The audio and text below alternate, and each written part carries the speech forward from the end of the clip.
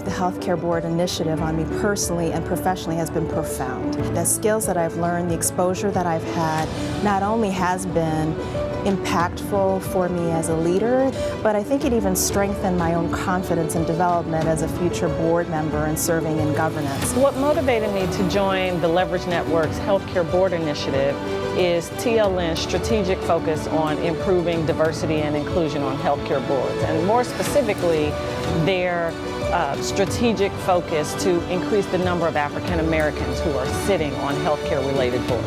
It was tailored to me as an African-American male. It was tailored to me as a minority. It was also tailored to, here's what the expectation is. Here's what the thought or viewpoints really may be. And we had an opportunity to really discuss real-world reactions to us as minorities. When you think about the Leverage Network, it gives an opportunity for trained and talented professionals to come together. Iron truly sharpens iron. I've had the opportunity to participate in other programs, but their experiences were not my experiences.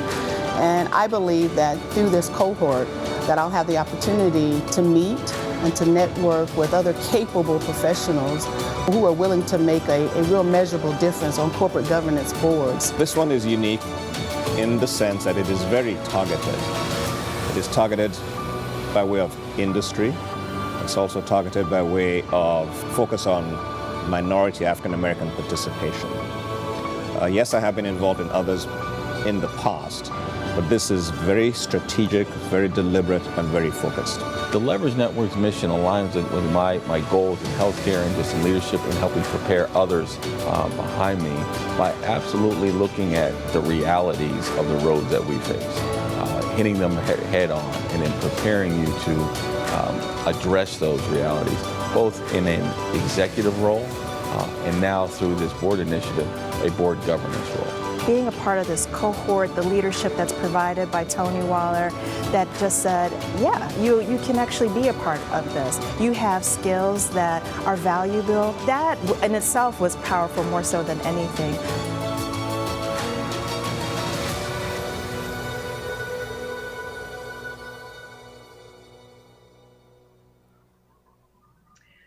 Hello, and welcome to the Leverage Network's recognition event.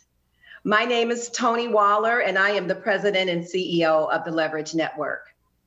I'd like to take a moment and pause while we send our thoughts and our prayers to our friends, family, and colleagues in Texas who are being impacted by the devastating weather. Can we take a moment?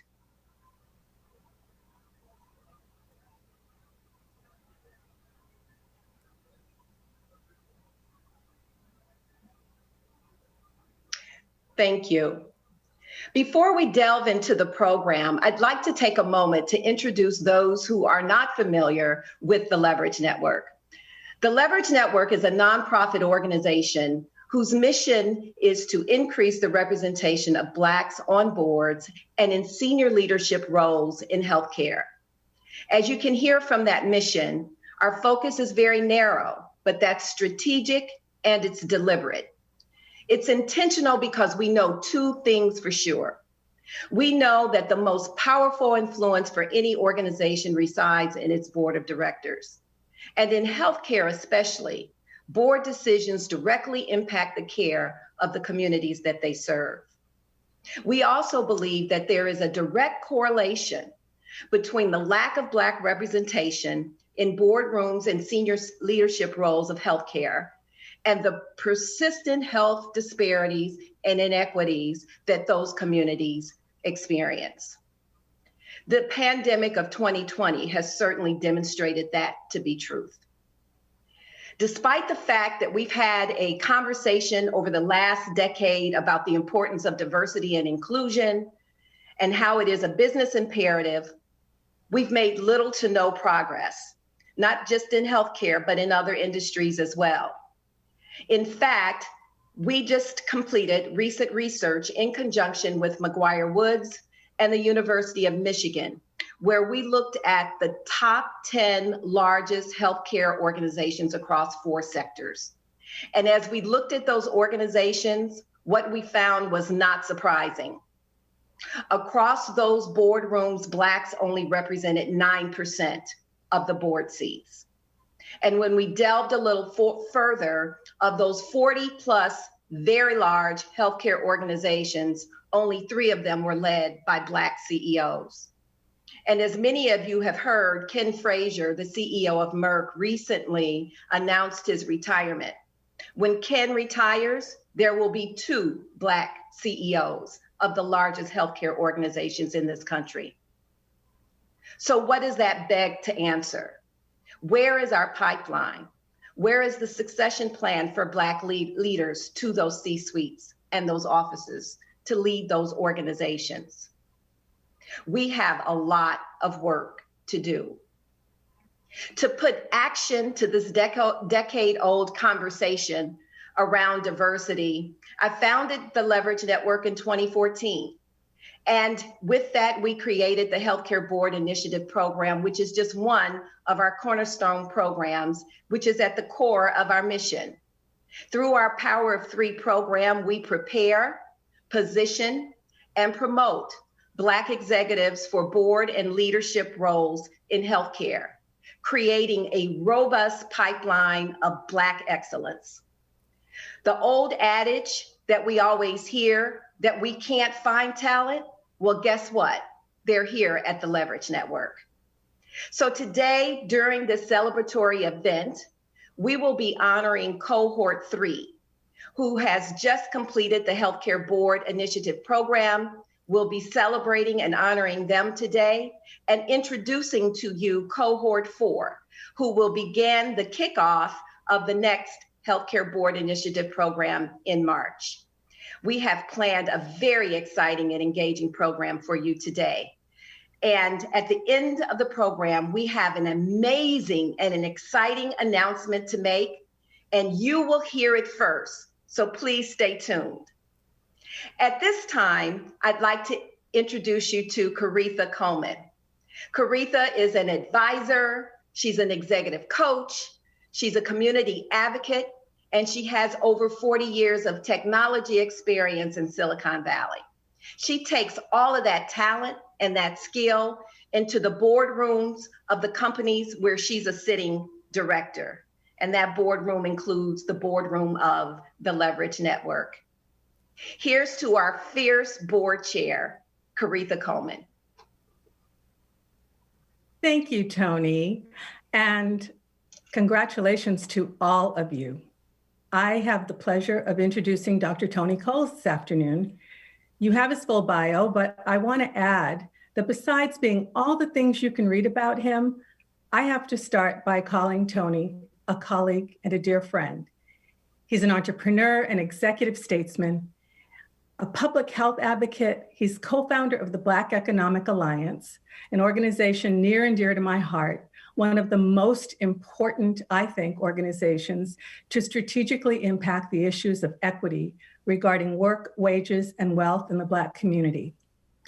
He's about all things that can transform people's lives. And I describe his style when we were talking about him doing this as being one that's easy yet commanding, and you'll see what I mean in a minute. In my mind, Tony is the preeminent Black director. So who better to hear from as you begin your journey to board work? Please welcome Dr. Tony Coles. Hi, Tony. Hello, how are you? I'm great. Thank you so much for being here and for so quickly saying yes to my request when I called you. Absolutely. Tony, actually, I'd like to start by having you share a couple of things with us. You know, one, why you said yes to this particular request, given that I know you are in great demand by a lot of people and a lot of causes wanting your time. And then two, I think it'd be helpful if you could take a couple of minutes to share your journey to the boardroom. I know you started as a physician. So the simple answer to your first question is because you asked. And I am smart enough to know never to turn you down when you provide a wonderful opportunity and an invitation. And I knew about this great initiative and how much it meant to you. And really, for all of its importance to you and to our community, and ultimately to me, because of the things I care about, I thought this would be one of the best uses of time on an overcast and rainy afternoon here in South Carolina, which is where I am now. So I'm really, really delighted to be in conversation with you, my good friend, and someone I have counted on for a variety of things, but most importantly, just to watch the great example that you've set. And then just a minute on my own journey to the corporate boardroom. It had been an aspiration of mine for a long time. I had been a junior level executive, then a senior executive, and really thought that board service would be a wonderful way for me to continue to develop my skill set. And my very first opportunity came, interestingly enough, to join the board of Boston Medical Center. We were living in Boston at the time. I was a senior executive at a biopharmaceutical company, Vertex, and one of the members, or the woman who was the CEO for Boston Medical Center, was on the board of Vertex. She and I became acquainted, and she learned of my great commitment and my passion for public health and healthcare delivery, in addition to discovering and developing new drugs and new therapies. And she asked me to join the board, and it was truly one of the greatest experiences. Not only because it was insight into the operations of a major medical center that, and for those of you who don't know Boston Medical Center, it is the hospital in the one of the most challenging communities in the city of Boston. It receives most of the charity and indigent care for the city of Boston, and is in itself a world-class teaching hospital. So it combined everything. And one thing I'd point out, and this has informed, I think, who I am and who I hope to be as a leader. The CEO for the hospital, Elaine Yulian was her name, was a model of leadership and taught me one very important lesson, which is no matter how high you ascend to the highest heights of career aspiration, there's a human being inside each one of us. And it's so important for leaders to show that. I remember joining her after a board meeting, and we were going to dinner, and there was a family, obviously an immigrant family from another country who could not speak English. And they stopped and asked her for directions. So you've got the CEO of this multi-million-dollar enterprise. Mm-hmm. And she turned to me and she said, "Tony, I'll be right back." And she personally escorted them to the clinic that they were seeking. And I'd never really thought about servant leadership quite in that way, but she taught me a very valuable lesson. And it stayed with me as I transitioned from the nonprofit healthcare boardroom to the other nonprofits I've been able to serve, and now to the public company boards as well. So that's just a snapshot and one of the many, many lessons that I picked up along the way. Well, I could describe you in the same way, Tony. Why did people seek you out, at the time? Certainly in your early board membership. Why did they seek you out, and what was different than you might have anticipated? I think for that first board opportunity, and then my first company experience, which happened to have been a venture-backed private company experience in the early days. This was in the early 2000s. I think for the Boston Medical Center, it was about bringing diversity into the boardroom because most of the population it services, that hospital services, is a population of color. And I think Elaine and the other members of the board really wanted to have a strong perspective that would represent that, but at the same time would bring a business perspective and bring a public health perspective into the boardroom. And not only did I learn great lessons, but I learned a lot about what it takes to provide. The motto was exceptional care without exception. And I loved that because it really did speak to not just who the leadership was, what the board was charged with doing, but how the institution was run, because it had state-of-the-art care and facilities with new buildings that provided the best service for the people in the catchment area. So I would say that's one part of it. I think as I've matured in my board experience, a lot of it has really had to do with the accumulation of experiences of being in both in corporate boardrooms, not-for-profit boardrooms, and bringing that intangible quality that we all seek, which is perspective, and hopefully seasoned perspective to really move the strategic agenda for the organization forward. Absolutely, and I can see that, and I can see you adding tremendous value. As you know, the focus of TLN and certainly the health initiative that we have, the board initiative that we have. The focus is to prepare Black talent for boards and senior leadership positions in the health ecosystem, a place that you are extremely familiar with. You know, I know that we could state the obvious, but I'd love hearing in your own words why it's so important that we are represented in those boardrooms, especially now. You know, I probably would have given maybe a more standard answer or more cliche or perhaps a less nuanced answer a year or so ago, where diversity brings the best out in all of us, diverse perspectives enhance the outcome always.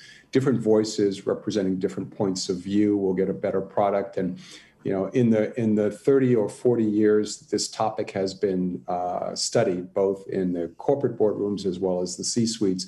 We now have evidence that this actually translates into tangible results. I saw a study that I believe the New York Stock Exchange had done that their companies, their member companies, had a 12% improvement in terms of earnings per share growth compared to non-diverse boards. So the business case can easily be made. But a year ago, Coretha, George Floyd happened. And as much of a sea change event as that was for our community, for the nation at large, and for what happened to the conversation and the dialogue, that particular event was a turning point in my understanding the value of the role we serve in these boardrooms. So not only are we there to provide service to enhance the business outcome, or the service outcome as the case may be, but we play a really important role in being the conscience in this really important national conversation. Some people would say we shouldn't mix the two. Some people would say we're just there about the business of the company and let's all just focus and what does it matter. But we all know so well that diverse perspective and a clarity in the understanding and the mission for what institutions and organizations across the world, but particularly in this country, have to do to close the gap, the racial wealth gap, to address the inequities, the structural and the systemic problems that this country has faced. All of that starts at the leadership level, and all of that starts in the boardroom. So that's my updated answer, and I'm going to stick with that, because that's actually given me really clear purpose. I absolutely agree with you, and I think that's the right thing to do. What advice do you have for those who are going on their first board, and not just going on their first board, because some of people in the cohort actually are on boards already. So what would you say to them also about board leadership roles? Committee chairs, board chair, et cetera. Yeah, I know that this group has been well-trained and well-informed about being a good director or being a good trustee and what that means and what that looks like. So I won't rehash the things that I know we all know so well, but I would offer a couple of perspectives. One would be to listen more than you talk. It's just such a simple rubric, but it's one that I find, at least I made the mistakes early in my board career, that you're much more effective if you really understand the landscape and the issues, particularly as a new board member, as you're getting a feel for the tone, the tenor of the conversation, the strategic direction of the company, and importantly, making that transition from executive contributor to director, which is not always the easiest transition for any of us to make. We've all succeeded in our careers because we're wonderful executives, but that's not actually what's required to make a good director, and I won't rehash the obvious. I might also suggest that when it comes to board leadership roles, the listening piece is really even perhaps more important.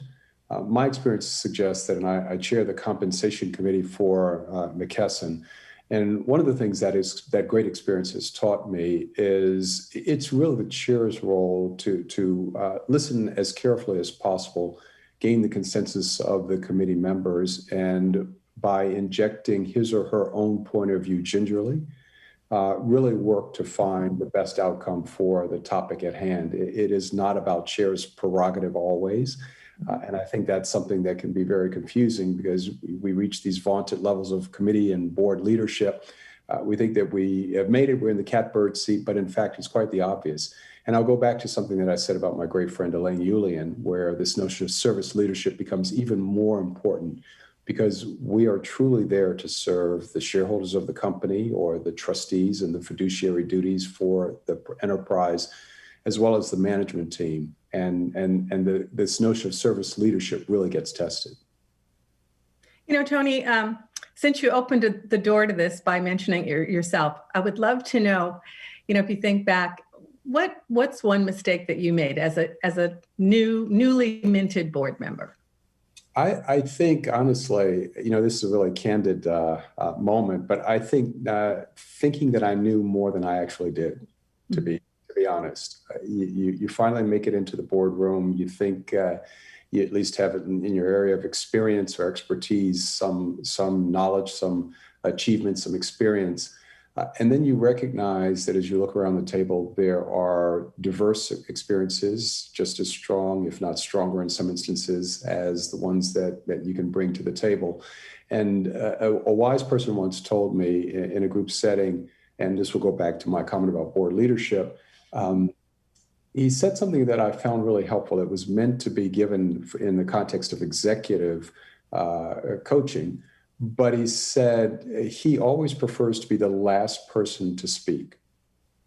And I found that really interesting. Here he was, the chair of a department in the hospital that I did my clinical training at Mass General. And I had gone in to tell him that I was leaving the practice of medicine to join Merck. And he was sharing some wisdom. And I found that really peculiar because I looked at him and I said, but you're the chair. You clearly, and he said, no, because this way I can listen and I can hear and I can gain every perspective in the room and I can really understand what the right way forward is by incorporating all the points of view. And that has never failed me. But I think making the mistake a few times really helped me get over it very quickly. Right, exactly. People will let you know, so.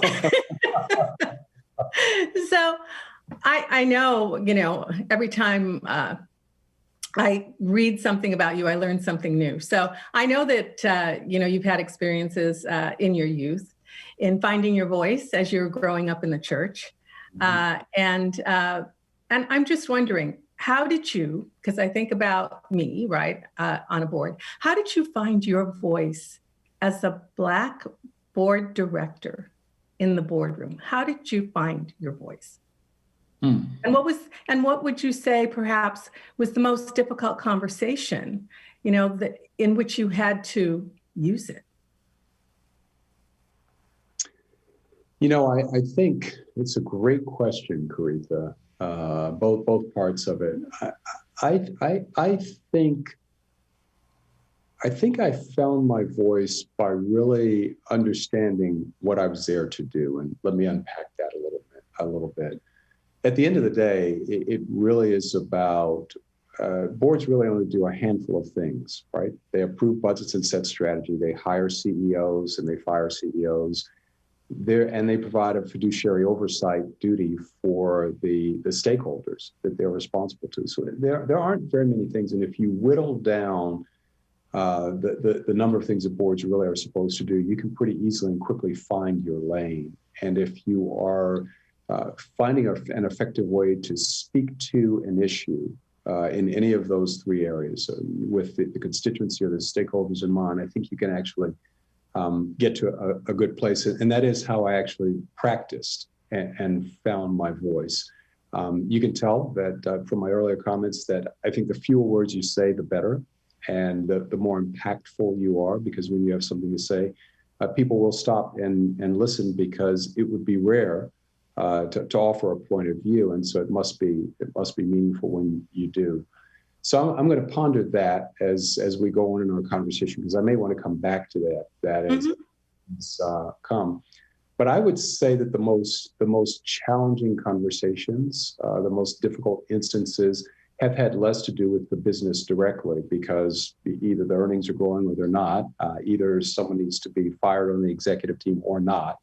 So they're more obvious. There are challenging conversations around matters of litigation or ethics or other things that occasionally beset organizations and boards.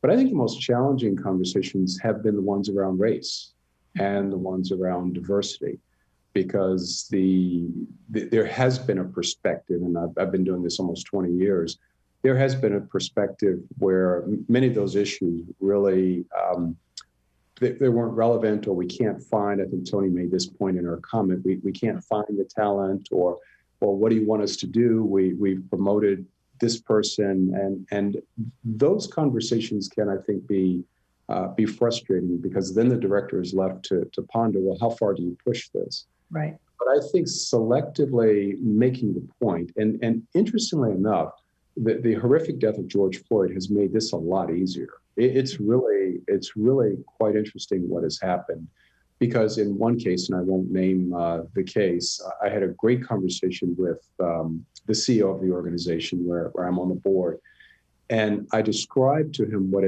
it felt like and what it means to be a Black person in America in this age and in this conversation. And I said to him, you're my friend, I want you in my life, but if you, with your leadership responsibility and post, can't help fix this, then I have to move on. And sometimes you have to make those difficult decisions. We work so hard to get to these positions, but if we can't change the world in our own way when we get to these positions, what's the point?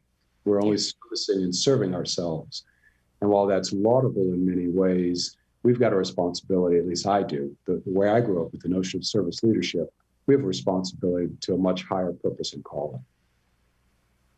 Thank you. So, if I take that a step further and I think about, the cohort that we have and the cohorts that we will have in the future, there are still going to be many who are the one person. They represent that one person of color, the one Black person who is on the board. And people have asked me about that. I'd love your perspective, because especially now that people are making these grandiose, very willing gestures, but statements about the fact that they need to have more diversity on the board, that they're committed to that. They are going to ensure that they have Blacks on their boards. Even with that, when people find themselves as the only one, what do you think about that relative to people still ask about tokenism? What would you say to someone who says, okay, I've been asked to go on this board, I'm going to be the first, I'm going to be the only, I feel uncomfortable, how would you respond to that? This is a perspective. It's a kind of an historical perspective. And I love history because history teaches us so much. But if you think about what happened in the civil rights era, let's just say from the 50s through the mid to late 60s or so, there were no Blacks in any boardroom. We were just happy to have the right to vote. We were happy to have our civil rights protected. And that was only 50 years or so ago. It wasn't that long ago. It was in most of our lifetimes, if you will. And then the 70s and 80s brought more Blacks into the C-suite, still not a lot. And then the 80s and 90s, and Bernie Jordan led the way, and several others really pioneered the way, brought us into corporate boardrooms. And I think we were so happy to have these post-civil rights opportunities that we were just happy to be in the room. We were just delighted that we had accomplished or achieved what we thought was the pinnacle of corporate and career success. And the pressure really wasn't on us at that moment to really raise these issues about diversity or representation or who we truly are in ourselves and in our careers. Well, we've had 30 or 35 years of experience now. We're that next generation of business leaders who can stand on the shoulders of some of those responsibilities. And I'd pose the same question. If we are only there for our own enhancement, our own personal enhancement or ego or whatever drives us, then you really have to question why we would do it. And this isn't a judgment because we all make different assessments. But I do wonder whether it's actually okay. And this is something that I've also thought through. before you or as you're considering that board opportunity, and this certainly gets easier as you have board experience and success in the boardroom, how about just saying who you are and saying, look, I'm a Black man. I've been a successful executive. I have a clear point of view on diversity and what it can do for your business. And I plan to bring that into the boardroom. And if you have a concern about that, let me know now, because I can tell you, I won't be happy if I can't bring my full self into the boardroom. And maybe that conversation, which is an unusual conversation to have, admittedly, but in terms of being your authentic self and bringing who you are into the boardroom, because I think you'd have to ask yourself, if you can't be your full authentic self, will you really be happy there? Exactly. And I think that is very consistent with one of the things that we espouse through our work, and that is that, that the selection process really does work both ways. It's not just you being picked. Yes. You get the opportunity to pick as well. You got a choice in this, right? Right. So that's a great point. So when you think back on the boards that you've served on, and maybe you've already mentioned this in the individual you've mentioned twice now, if you think about someone who sort of epitomizes really being an effective board member, does any one person stand out to you? And what would those qualities be? I mean, if you were emulating those qualities.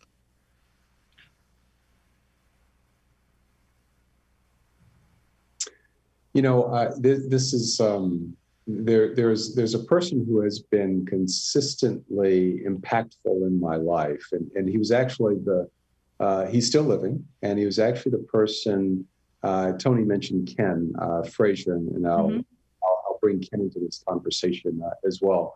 He's actually the reason that I went to Merck, and it's the person who was the CEO of Merck at the time, Dr. Roy Vagelos. That's a name that when I was a younger executive meant an enormous amount. Merck had been the most admired company 7 years running by the Fortune survey, which was a big deal at that time. Wow. And created an incredible culture and incredible success. And because he believed that physicians, he's a physician himself, could be great board members, he sponsored a number of young physicians in the business in a rotational program. And so I joined Merck to gain experience, to try to learn what it would mean to be a good businessman. And he taught me several things, at first as an executive, and I have the pleasure now of serving with him on a board. So it's a real full circle moment, and I want to describe that. But he taught me always do the right thing. And that sounds so overly simplistic, almost to the point of being cliche. But Merck had an opportunity to provide a drug to several countries in Africa that suffer from a parasitic disease called river blindness. And Merck knew that it would not make any money on providing this drug or trying to sell this drug.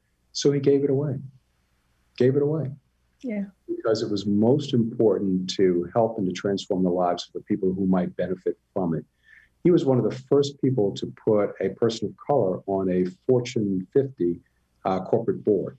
He added Janetta Cole to the board of Merck when it was unheard of to have a Black person in general, but a Black woman, let alone, and was one of the first people to do that. So he's been hugely impactful in my life, just in terms of finding your moral compass and acting from that moral compass. Fast forward now, oh good grief, 25 years later, and I was invited to join the board of a company that at the ripe age of 90, he still chairs. He's still as sharp as ever.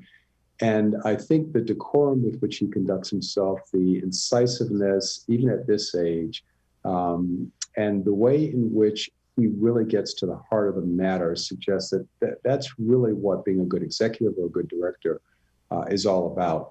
And I've seen him tackle even the toughest issues in our work together and take those issues on head on. And I admire his fearlessness, and that's probably the best word that I would suggest. And fearlessness doesn't have to mean ferocious. Right. Fearlessness can be managed as elegantly and as eloquently as you sitting in that beautifully appointed room that you're sitting in with that gorgeous Northern California backdrop. You can be as gracious yet as deadly as possible. So I think that's the way to strike the right balance, and that's, I think, go for effectiveness and grace and graciousness always in delivering that. So Tony, as we come to the end of our time together, is there anything that's, as you were preparing for this that I haven't sort of asked you, or that, if you're sitting there thinking, okay, there's one more thing I want to say, what is that? Well, I'd go back and I'd underscore, I think, your point about choice, because that's a really important point. Sometimes the boards just aren't a good fit. I've had several invitations to join a board, and once I've done some diligence and met board members, I ran as fast as I possibly could, because I recognized that it was going to be more work and potentially more risk and more liability than it was going to be worth. So I think sometimes, and I would have done the same thing, but it was actually okay to build a board career by starting on the nonprofit side, and then on the private company side, and then ultimately on the corporate, public corporate side of things, because all of those learnings are additive and really do prepare you to be a great director. So maybe patience and being as thoughtful about how you put together a board career as you are your own professional career, because it will happen, but pick the right moment. You big commitment, and these jobs are not without risk, I will tell you, as you well know. Right, exactly. So let's see, I just want to ask you like 3 lightning round questions that maybe will let people get into Tony Coles a little deeper. So if you had to choose, people or science? Ooh, people. People. Watching a movie or listening to music? Watching a movie. What's your favorite movie? Ooh, The American President. Oh, that was quick. Yeah. Well, and obviously the theme is leadership. So I can't escape this whole notion, because the way the movie is just amazing. He just stands up and he does the right thing. So that movie has made me cry. It's made me examine myself. It's been one of the greatest leadership lessons. I know it sounds a little corny because it's a Hollywood movie, but it has been one of the greatest things I've experienced. Okay, I know you're going to think this one's unfair, but I'm going to ask it anyway. Bay Area or Charleston? Oh, that is totally unfair. You're right. Oh, that's awful. That is awful, Caretha. I am going to say, well, it's interesting you didn't ask about where we actually live. So I'm in the choice of those two. I could have said New York. I know. Go ahead. Well, no, I'm going to say the Bay Area for its breathtaking beauty, its celebration of diversity and inclusivity. I mean, it has so many great things about it, and we lived there for almost 10 years, and I still miss it. There was a long time whenever I landed in San Francisco, I would just get this wave of nostalgia that would wash over me, and I just love the East Coast focus with the West Coast sensibility, if that makes any sense. It does. You have both worlds. And can I go back to the Ken Frazier point for just a second? Absolutely. I mentioned this a moment ago. So it turns out that Roy Vagelos was involved in hiring Ken Frazier. And Roy has been a great mentor to Ken. And Ken and I often compare notes on that point. But once again, you have one man who was responsible for this Black man's career, that Black man's career, and countless other Black executives whom he really did lift as he climbed in a way. And I just think it's a wonderful full circle moment that I get a chance to serve with him, and that he was also important in Ken's life. And Ken's obviously a good friend, but I just think it's great and really a model for what we should do. And I'm going to remember that last question. So that was tricky. Well, I think that we all have great respect for Ken Frazier and what he has been able to accomplish, and the many people, us, that he's brought along with him, right? Yeah. Which makes a huge difference. And you are no different. You miss the Bay Area, but the Bay Area misses you a lot. Tony, I don't know how to thank you, but I know I owe you. No, Today was just a teaser for our cohort. So I'm going to shamefully ask you right now in front of everybody to come back again to spend more time with us in the future. This has been so much fun, and I will do this with you anytime, Karita. This has been a lot of fun, and I just love you and how you show up in the world and what you mean, both in our lives personally, but what you mean in the Bay Area and the great work that you and Ken do. So I just admire you so much, and of course, I'd be delighted. Well, it's my pleasure again. Much gratitude. I wish you could hear the resounding applause, but thank you, Tony. Great to be with you. Okay. Ah! I did it.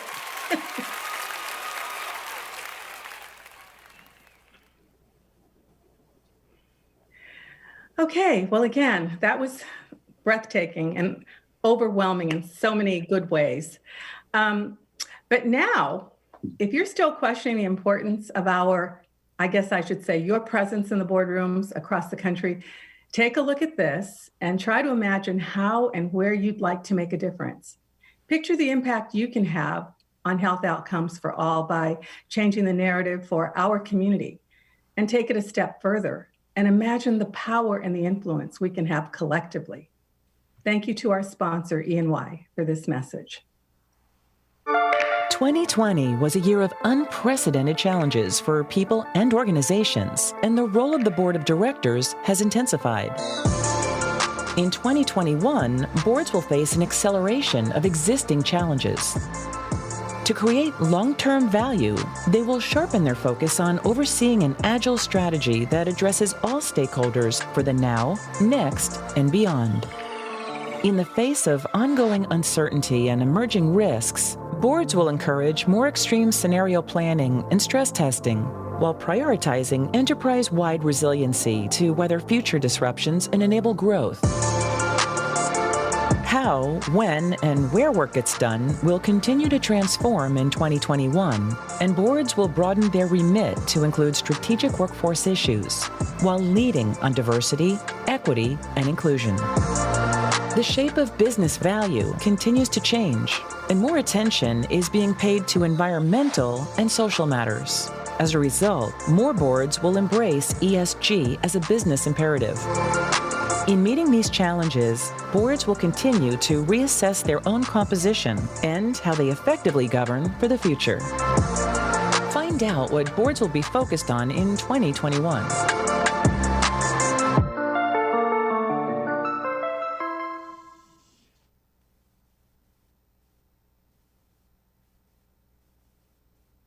"2020 was indeed a challenging year.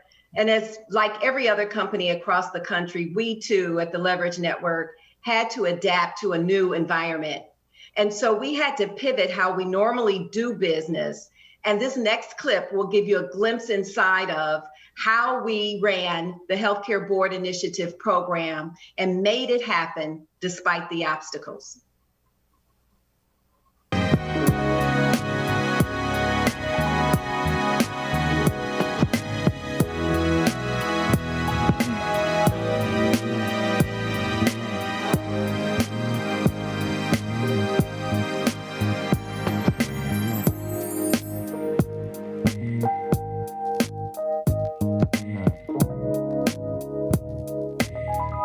Attractive that you're willing to sit there and not address the issue. I think you don't want to make diversity and inclusion your only issue, but you have to speak to it. Most white people, a lot of black people, are uncomfortable talking about race with someone in the opposite race.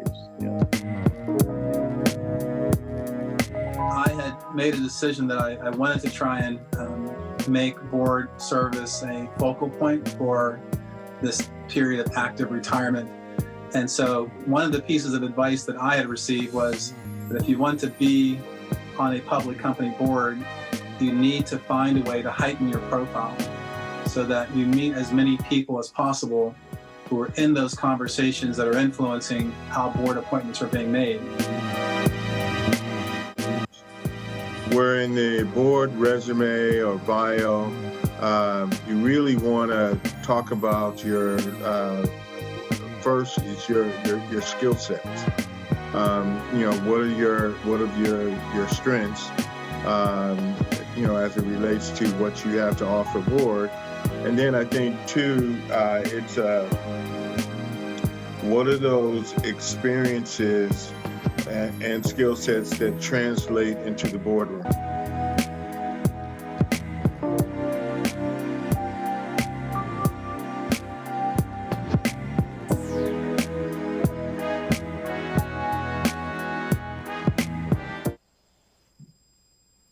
At this time, I'm honored and really grateful to introduce to you now the sponsors of our Healthcare Board Initiative program.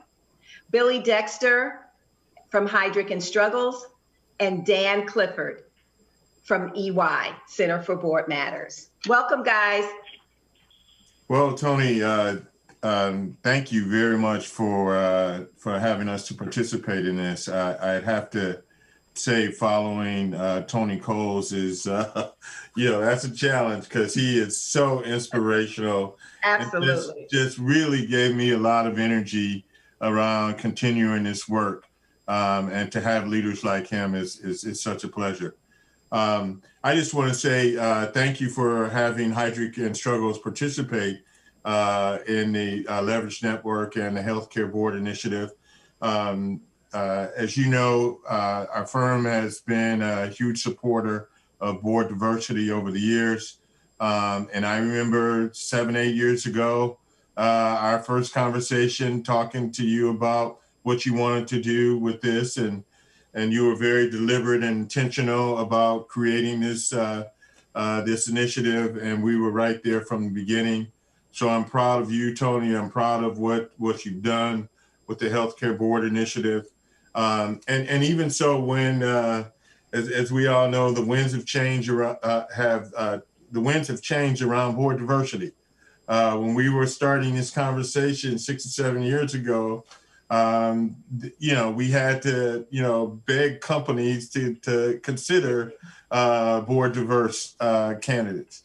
And now it's become, they've seen, a lot of companies have seen the value that board diversity brings. We still got a long way to go, but we're glad to be your partners on this journey. So thank you. Thank you. And I would also echo Billy's comments. Number one, it's the constant challenge with the Leverage Network. Each speaker is more inspiring than the others. And Tony, you're the leader that gets us all running through walls. And I'm just over the moon excited, number one, for the graduation of this cohort and the fact that we've got a wonderful cohort ahead that we're going to be introducing everybody to shortly. But at EY, the Center for Board Matters is always helpful, always looking to be helpful with the cohort's journey to the boardroom and supporting your oversight roles. And we don't look at this is a one-time conversation with you, but we're happy and looking forward to supporting you throughout your journey to the board as you onboard and as your role as directors. So we wish you all the best and just excited to see everyone here today. And I look forward to the day when we get to do this again in person because we always have a wonderful time, and this is no exception here. So I think now we'd like to introduce the graduating cohort, and congratulations in advance, but we're going to start going through the names, and hopefully everybody has their camera on so everybody can see everybody. So the first person that we're going to that I'd like to introduce you to is Rosalind Brock. She is the Chief Executive Officer and founder of Equity Partnership Strategies. As many of you may know, she's a nationally recognized healthcare policy advocate. She was also the chair of the NAACP. She is now Chairman Emeritus. What you may not know as well is she was the fourth woman to hold that title. She is a former Chief Advocacy Officer for Bon Secours healthcare system, where she was responsible. This organization has 57,000 employees. So when you think about healthcare and workforce transformation, which is a topic that is front and center in the boardroom. This is somebody who's going to have extensive experience in that. She also, Rosalind, has multiple master's degrees, and I just wanted to say congratulations to you, Rosalind.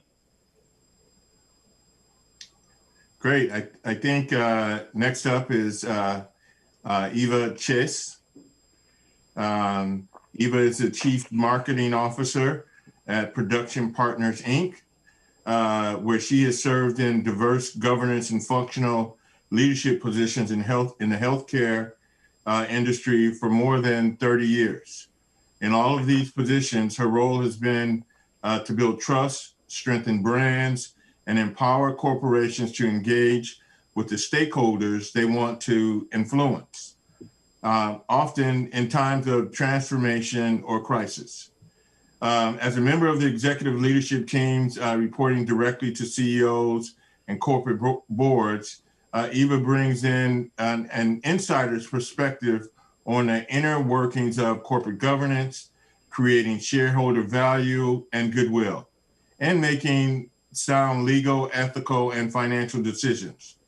Her career is distinguished by extensive interaction with corporate boards as both director and advisor, and by experience leading award-winning initiatives focused on strategic growth, social investment, and diversity, equity, and inclusion. Eva currently is the Chief Marketing Officer at Production Partners, LLC, a private VC-backed startup formed to provide marketing solutions to Fortune 200 businesses. Just one personal note about Eva, she was the first to apply and has been very engaged in the HcBI initiative, and it's been a pleasure to have her to be a part of the cohort. Congratulations, Eva. And I would echo that. It's always a joy to have Eva involved.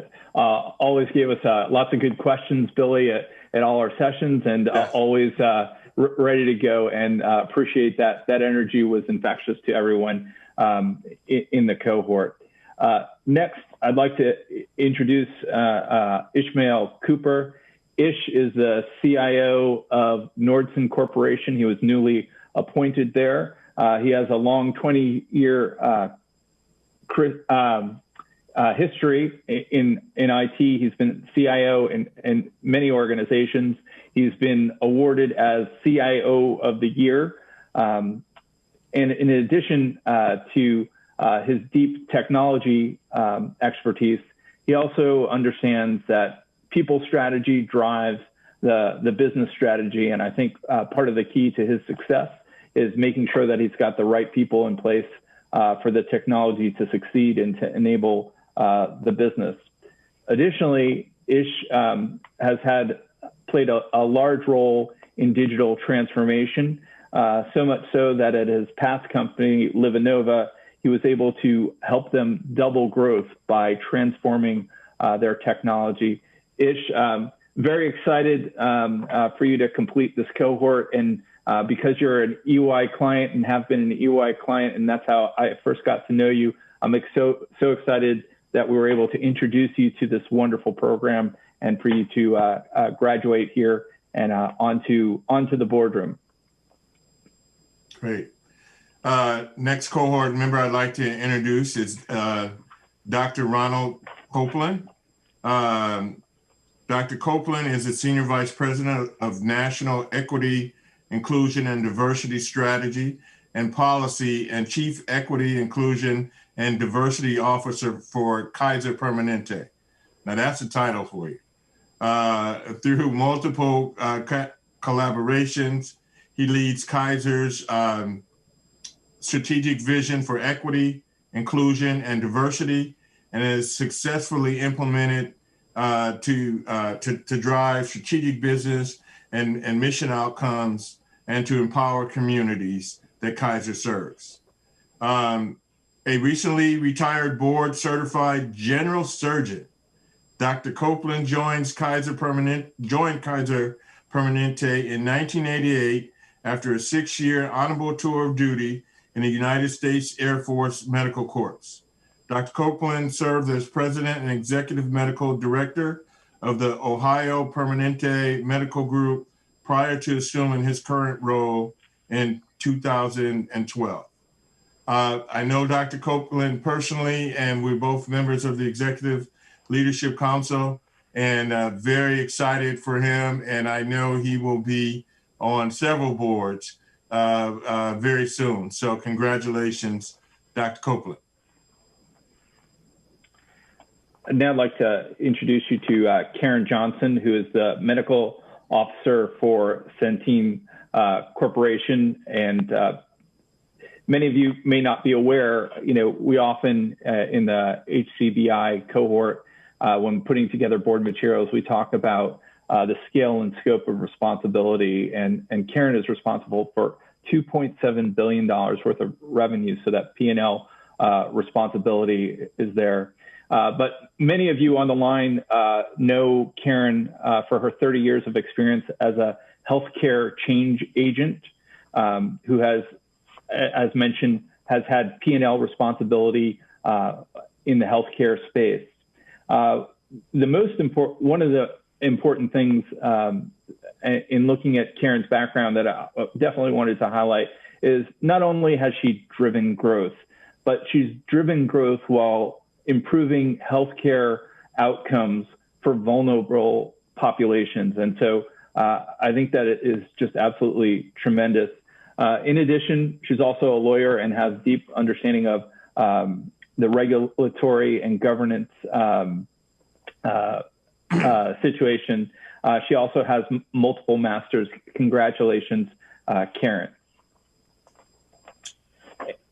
And I think, Billy, we're going to do just a little switch here for Alicia, just because we have a couple of technical issues going on here. So I want to introduce Alicia. Hopefully you are available. Alicia Pegues-Spearman is the General Counsel and VP of Human Resources for Quinnipiac University. And so obviously that means not only a wonderful understanding of governance, but again, the people issues which are front and center in the world, in the boardroom right now. Alicia is well positioned to support those. So Alicia, are you here with us? You had some comments that you wanted to make? Oh, I am here. This is my time to make comments, and I will. Thank you for that introduction. Thank you for the audible here and jumping up. Absolutely. Hello, everyone. Thank you for that introduction. I'm so happy to be here tonight. We started Cohort 3 during the pandemic, but we didn't let the pandemic stop us. As a matter of fact, we just kept it moving, and that's what we do. So let's take a moment and remember what we gained. We learned to understand the difference between a management role and a board role. Check. Our board bio, done. Our accountability partner meetings and connection time, check. Exploring the brand opportunity with a Nook, done. Leslie was the first one out of the box who landed a board seat during our cohort. Suzette, my accountability partner, started her new job this week. I have an interview for a board seat next week, and I'm sure there are others who have good news or will have good news in the future. So yes, despite it all, we kept it moving. I would like to thank Tony, Billy, Dan, and the TLN board for revamping the program to allow us to keep it moving in the virtual Zoom format and making sure that we are prepared, positioned, and promoted. I would like to also congratulate my Cohort 3 teammates for staying grounded and pushing through, and for all of the future successes that will continue to come to such a talented cohort. In Cohort 4, if you prioritize the Leverage Network, you too will continue to excel. So best of luck, and despite the pandemic, or maybe less than ideal work environments, or challenging political times, we are people of faith, intellect, tenacity, and are born to keep it moving despite it all, as long as we realize the strength of our community and our powerful network. Thank you. Thank you, Alicia. And I think now we're going to switch to Rita Mitchell. This is so hard because after every single person, I want to jump up and cheer. Everybody has done such wonderful work, and especially as Alicia mentioned, what a great way to say it. They kept it moving through this pandemic. It's just been amazing. So Rita Mitchell, who is the CEO of Rita Mitchell LLC, has an incredibly interesting background, especially for the Leverage Network, in that not only does she have the healthcare component, but she also has that financial services background with as an EVP at a bank for many, many years. She brings that type of background potentially to a board. The other fascinating thing about Rita is she is an Amazon bestseller. She's got 40 plus years of success. And again, I would also talk about, even though we weren't in person, Rita, when we had David Motley or any of the other speakers who came and spoke to the group, Rita always had questions and was engaged. And I just definitely do appreciate that. Congratulations, Rita. Okay, we're going to go to DeEtte Montgomery next? Yeah. Okay. Well, and then before I talk about DeEtte, I do also want to comment on, just when we were about to kick off, COVID hit. And I remember, Tony, the conversations trying to figure out what do we do? And I think our first event was Andre Rice. And talking to Andre, he did not want to do it virtually. He was like, look, this is just a little something, we'll get through this. And I said, no, man, I think this might be a big thing here. Little did we know that it was gonna be a life-changing event for the world, actually. But we kept it moving. So DeEtte Montgomery, who is a Chief Operating Officer at Providence Health and Services. As an innovative, results-oriented executive, DeEtte Montgomery is an inclusive leader with proven ability to collaborate and affect change. She has over 25 years of professional experience managing budgets ranging from 10 million to over 200 million. Since 2015, DeEtte has served as Chief Operating Officer for Providence Medical Institute. She oversees clinical and administrative operations throughout Los Angeles County, including over 300 providers and 800 caregivers with an operating budget of over 100 million. We are very excited for you, DeEtte, and we know that you will show up on multiple boards as you continue this journey. So congratulations. Next, we're going to speak about Rochelle Webb-Dixon, the COO at Froedtert Hospitals. And for those of you not aware, that's a $1.8 billion hospital system that she is the COO of. And I think the other thing, well, before I get to that, she is a Michigan undergrad, has a Michigan master's, so definitely MGO Blue, and a member of the Michigan Track and Field Hall of Fame, which is wonderful. But more than all that, she has done, which I think is a consistent theme in this group. If you look at the successes, this group recognizes that the world can be a win-win situation. So you can improve operational effectiveness, but also be an equity champion. Also make sure that the outcome is good for everyone. And I think Rochelle, in her background, that's what you see, and that's what you see with so many members of the cohort here. She is also the past president of the National Association of Health Care Service Executives as well. Congratulations to Rochelle. And Billy, I think we're going to go to Charles next. Yep. Charles Williams has been a strategic senior executive and trailblazer for many years. He served as an innovative and futuristic catalyst for change with 25 years as a healthcare professional, driving continuous improvement in multiple settings across the healthcare industry. In the last 20 plus years, he served in roles from director, managing single site operations of 5 million to vice president and president with service lines and business functions at sites across local markets and America with budgets of over 200 million. Currently, Charles serves as the president of Baylor Scott and White Medical Center Hillcrest in Waco, Texas. And while he was doing that role, and most recently, I think it was just over the last month or two, Charles was recently has recently transitioned from president to the new CEO with Baylor Scott and White while he was doing his work with HcBI.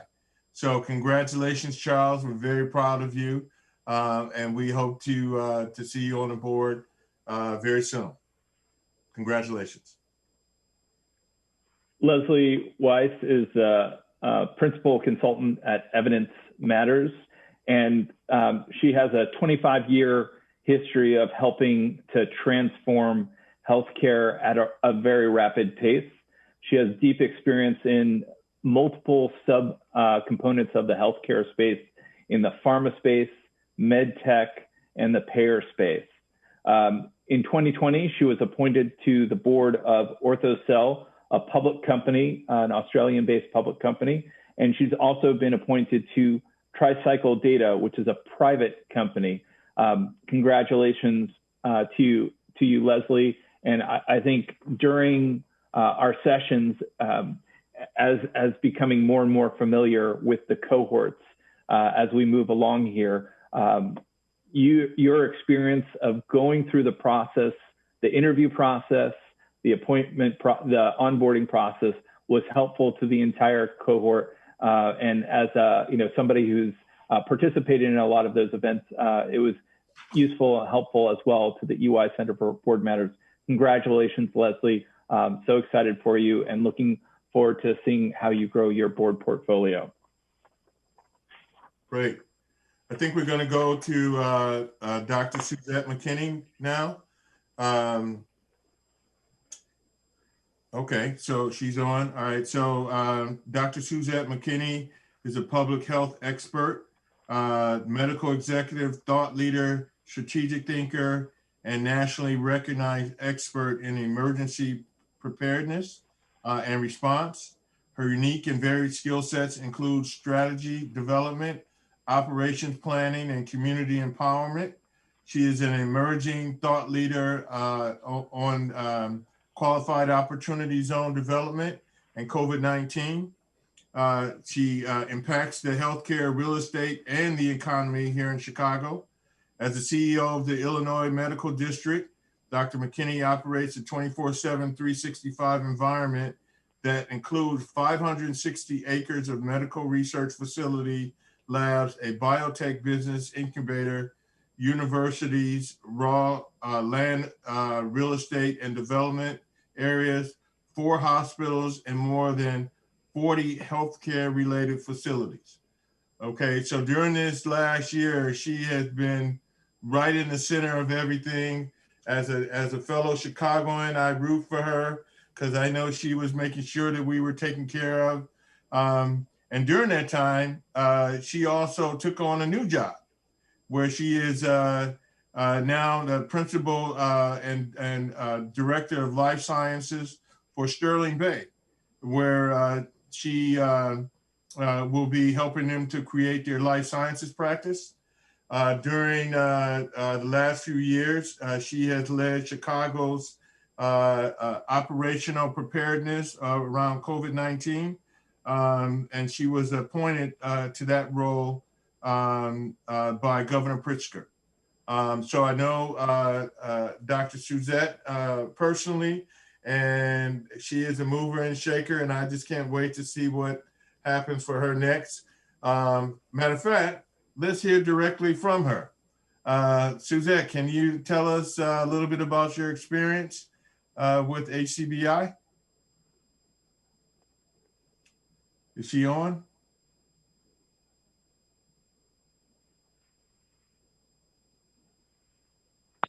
No. Suzette, are you there? Looks like you're on mute. Suzette?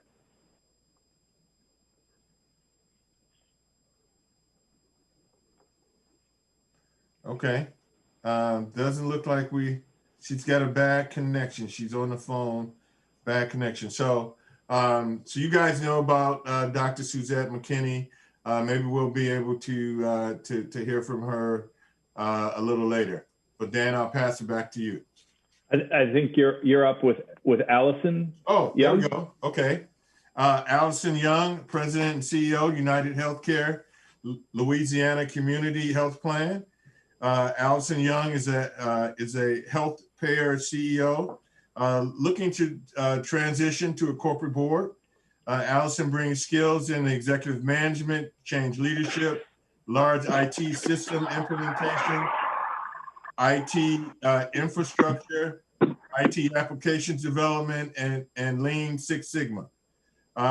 Allison recently retired as the CEO of the Louisiana Community Plan, a 440,000 member healthcare plan with a $2 billion in annual revenue at United Healthcare. Prior to joining United, she served as a senior VP for benefit operations for Blue Cross Blue Shield of Louisiana, a 1.5 million member health insurance company with $5 billion in annual revenues. Very excited for you, Allison, as you transition into board service. We know that you will land on probably multiple boards. So congratulations. And we are here to support you through your journey.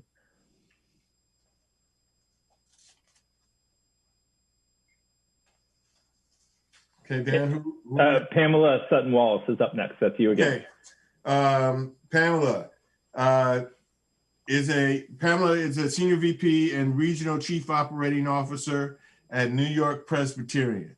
Pamela Sutton-Wallace is an accomplished and distinguished healthcare executive with more than 25 years of experience in various sectors of the healthcare industry. Currently, Pam serves as Senior VP and Regional Chief Operating Officer at New York Presbyterian, and in this capacity, she's responsible for strategic operations in the Brooklyn and Queens market and oversees the New York Physician Services Division.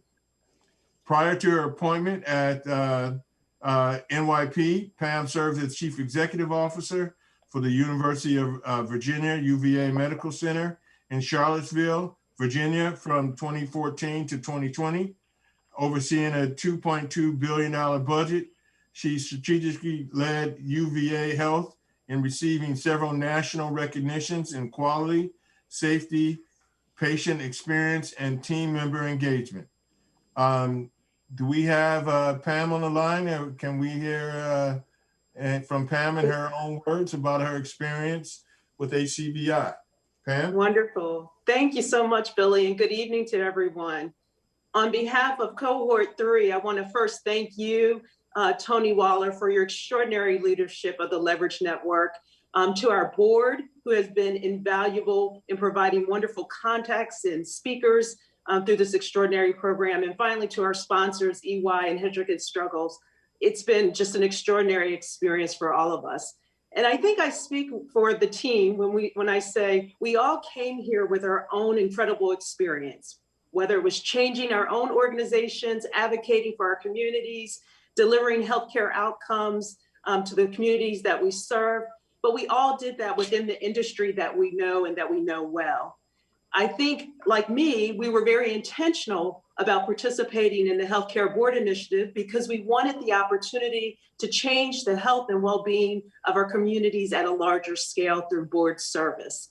And I must say, the Healthcare Board Initiative did not fail. Without a doubt, it has expanded our skills in leadership, It's given us the ability to influence change at an entirely different level with new skills and new knowledge. I want to thank especially our guest speakers who came to us with open and transparent in their authentic selves. That has been such a gift to listen to speakers like Dr. Coles, who share authentically and transparently about their experience. And despite being virtual, we've been able to sit with one another, share experiences, share invaluable insight as we together prepare for board service.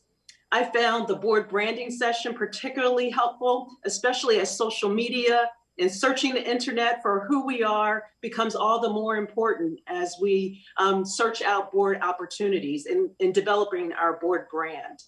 Also, the ability to create our own narrative through our board bios and how critical those are and how distinct they are perhaps from our own professional resumes, of which we're all very proud. So thank you to the sponsors for teaching us those invaluable skills. I do want to add that in addition to my service on nonprofit boards, I was also appointed to the corporate public board of the J2 Global, which is a digital health, or I shouldn't say just health, but a digital media firm. I started October 20th, hit the ground running, and I'm very thankful for being prepared, positioned, and promoted through the Leverage Network. A note to those in Cohort 4, make this everything you can possibly make it. What you put in it is what you'll get out of it. Thanks so much. It's been a true privilege. Great. Thank you so much, Pam. Very excited to hear about your placement on the board and your contribution to the cohort. And we wish you all the best. I think we got Dr. Suzette McKinney on. Suzette, are you there? I am here. Are you able to hear me now? Yeah, we got you. Thank you for joining us. I did a fabulous introduction of you, so I'm just going to let you take it from there. Okay. But glad you could join us. Thank you. And thank you for the introduction. I did hear it, but for some reason, you guys just couldn't hear me. But the first thing I want to say is my most sincerest and heartfelt thanks to Tony Waller, the Leverage Network, but Billy, also to you and the team at Heidrick & Struggles, as well as all of the many folks from Ernst & Young that presented to our cohort this year. The lessons that we've learned have been invaluable, and I won't recap what my colleagues have already said. What I will say is that in addition to all of the amazing speakers that we heard, never in my professional experience have I had such a supportive group of colleagues and mentors as what I experienced in the HcBI program. As Billy mentioned in the introduction, I did just take a new role at Sterling Bay. Today was my first day, so really drinking from the fire hose. But I'm also pleased to report that I am in the process of being onboarded for my very first public company board. So once again, thank you so much to Tony and the Leverage Network and Billy and the entire team for the HcBI program. And to Cohort 4, I'd just like to say congratulations to you all. This is one experience that you will cherish forever. Thank you, guys. Thank you. Well, Dan, I think did we get through everybody? We've got through everybody. So now hopefully everybody has their cameras on, and I think we're gonna celebrate Cohort 3 for sure. Okay. Let's give a round of applause. And we're all virtually raising a glass to you for sure as well. Yes. It's been a long journey, and it's almost like, we were able to get through this just despite COVID. And probably had even more quality time because we, got to connect with each other through technology. And, I'm just very, very pleased. Again, as we've all said, thank you to the Leverage Network. I also wanted to give a shout out, Tony, I forgot that as part of Heidrick's commitment. One of my colleagues, Michael Lacano, who serves on the board with the Leverage Network, has been a great partner right from the beginning. So I want to thank Michael for his support of the Leverage Network as well. Congrats to Cohort 3. And I think we're going to move on to Cohort 4 here. And I feel bad for you, Cohort 4, but I know you're going to be able to jump over the bar. But each successive cohort seems to put the bar that much higher, that much higher. I mean, you know, I think in this group, Cohort 3, we already have several folks sitting on boards, which is what this is all about, putting people who go through this program on boards. And so I'm really excited for Cohort 4, given the past success. So we're really looking forward to working with you. And I, of course, am also congratulate and thank Billy. It's always good to have a great partner in crime. And we've been doing this a while, Dan. Both of us are getting gray hair now. Gray hair and losing hair, but we have a lot of fun, which hopefully Cohort 4, you're seeing that as well, that this cohort, not only do we learn a great deal, but we have a lot of fun while doing it. And so I think we're going to begin to introduce Cohort 4. And the main thing that I would say to Cohort 4 as you're thinking about this program is be like a board member, be curious, ask lots of questions, be engaged. And Billy, I'll turn it over to you to begin the introductions. Okay, I'm trying to just get my view here set so I can see who we got up for first. Is it, I want to just make sure I got, is it Teo Atkins? Yes. President and CEO of Cascade Comprehensive Care. Yep. Cynthia Bargenier, Chief Operating Officer, Institute for Healthcare Improvement. Corwin Harper, SVP and Area Manager, Kaiser Foundation Health Plan. And Maya Hightower, Chief Medical Information Officer, University of Utah Health. Dan, do I keep going or do you? I think you might be. We might have a mix up there. We've got Ursula Fields, who's the COO at Peach State Health Plan. Corwin Harper, who I think you may have mentioned, SVP Area Manager at Kaiser Foundation Health Plan. Maya Hightower, you mentioned, Chief Medical Information Officer from the University of Utah Health. Patricia Howard, founder and principal at C-Suite Assets. And then on to the next slide. Okay, Dan, you might have to do that because it's so small, I can't even see it.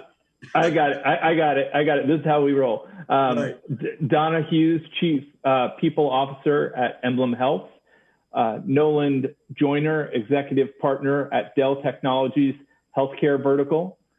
Dr. Susan Leggett Johnson, Emeritus Associate Medical Director at Kaiser Permanente.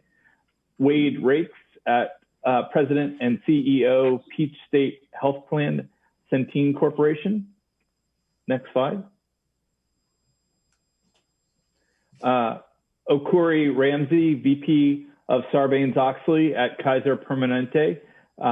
Good to have you here, Okuri. EY connection there. So proud to have you going through this program. Dr. John H. Stewart, Physician Executive for Oncology Sciences at University of Illinois Health. Sean Smith, Senior Vice President and Chief Human Resources Officer at New York Presbyterian. Peter Waziri, Chief Financial Officer, Parkland Community Health Plan. And next slide. Patricia Webb, former EVP, Chief Administrative Officer, Common Spirit Health. And I think if we could go back to the first slide, I think we missed two people on the first slide that I want to make sure that we introduce to everybody. So if we go back 3 slides there. Did we get Vernita Duval, Director, National Business Development, Patterson Bryant, Inc., and Benita Boone, Area Executive Vice President, Arthur J. Gallagher, Risk Management Services, Inc. And I think that is everyone. Welcome, Cohort 4. We're so excited to have you. As I mentioned, lots of good work ahead, but as you can see from Cohort 3, there is great community and great support that you'll have on this journey of the Corporate Board Initiative. So thank you very much. You should be very excited about what's coming up ahead here. Lots of directors and subject matter experts you'll be able to connect to. Do we want to pull up Cohort 4? There you are. And everybody. All right. Congratulations. Looking forward to working with you. Sound effects too. There we go. Well, thank you. And now I'd like to introduce to you Amber Walsh. Amber is a partner at McGuire Woods, and she leads, she's the chair of the healthcare department, but more importantly, she's a board member for the Leverage Network, and we thank her for all her support. Amber, over to you. Thank you, Dan. And I am so honored to be closing out this event today, recognizing the incredible 14 members of Cohort 3, looking ahead to Cohort 4 of the HcBI, being in your presence, even the virtual presence of the 2 cohorts, and Dr. Coles and all of the other incredible leaders here in this event truly intensifies my commitment to TLN. It re-energizes me. I think I'm about the 10th person that's used the word energy, but it's truthful and honest. And it brings me renewed hope for the future. As Dan said when referring to Tony Waller quite appropriately earlier, this event makes me ready to run through walls for TLN and for the TLN mission. I am uplifted and I'm excited for all that TLN is looking ahead to doing in the coming months. So I will close us out by just sharing some of those things with you, some of the things that are kind of coming down the pipe for TLN.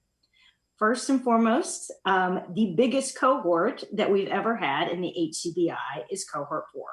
So that is an accomplishment, and I appreciate what was referenced earlier as the bar just keeps getting higher. I think, Dan, you had mentioned that, and it's wonderful to see. I'm also really excited for the release of the white paper that Tony referenced earlier. White paper on board diversity, which TLN leadership, the University of Michigan School of Public Health, and my own colleagues, a large group of my colleagues at McGuire Woods, helped to research to really quantify the lack of diversity, which is something that we in the community have always perceived, but it had never really been quantified. So not only did we quantify it, we are publishing the quantification, which will really help, I think, the TLN mission.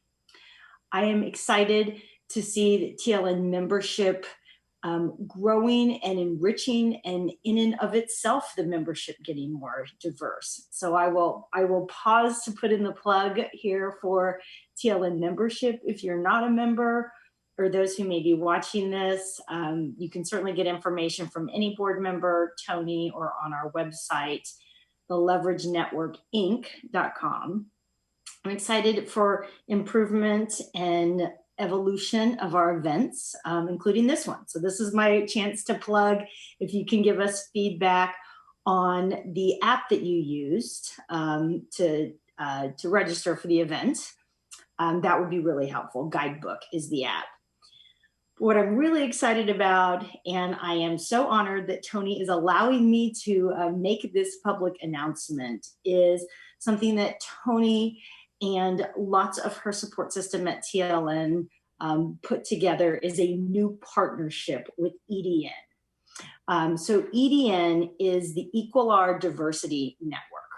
And it is an initiative of Equilar, which is a Silicon Valley-based market leader in corporate leadership data. TLN's partnership with EDN is really exciting because it allows us to be part of a consortium of more than 40 organizations that are focused on driving board diversity.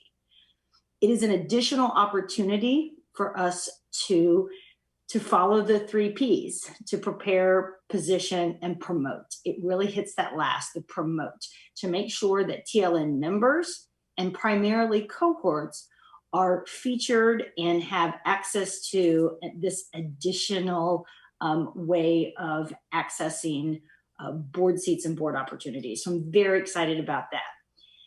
All of these things and more make me very excited for the months ahead for TLN. TLN is doing great things. As Billy said earlier, there's a lot more work to do. We all know that, but I am honored to be a part of this board. I look forward to working with all of you in fulfilling the mission of TLN. And I look forward to, as I really appreciated Alicia's words earlier, of being able to say, hey, we just pushed through it and check, check, check. So I look forward to saying check, check, check on the mission. But for now, I will simply thank you for joining. And again, wish my personal congratulations to Cohort 3. And I will close out this event so you can all, now the 2 cohorts can go to their breakout rooms and really celebrate within your own group. So thank you.